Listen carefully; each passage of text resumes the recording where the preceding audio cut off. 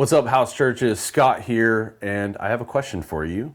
Here is the question. What is the difference between sympathy and empathy? Think about it for a second. What's the difference? Sympathy and empathy. I'm going to give you the answer. Sympathy is feeling for someone, while empathy is feeling with someone. We talked about this on Sunday. There's a distinction, there's a difference between the two. And so as you're sitting in house church tonight, I want you to think about that, talk about it in a little bit, but it goes back to the passage we discussed on Sunday. Very end of Hebrews 4, 14 to 16, the author calls Jesus a high priest. And I gave all this cultural context and made a big deal out of it because it was a pretty bold statement to make.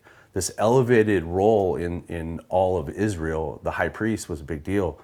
And the author is saying that Jesus is better, he's greater. And not only that, but he, as this elevated role, greater than all the other high priests, has empathy for you.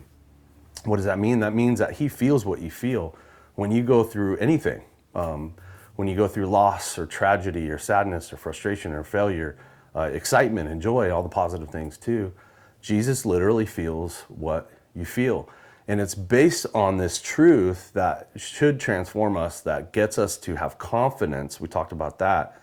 In verse 16, it says we should have confidence to draw near to God to approach the throne of grace. And so that should give us confidence to run to him, to go to him as both all-powerful, omniscient God, but also a loving Father. And so I want you guys to talk about this concept and what it means for you. So I'll turn it over to the house church leader and you guys can discuss.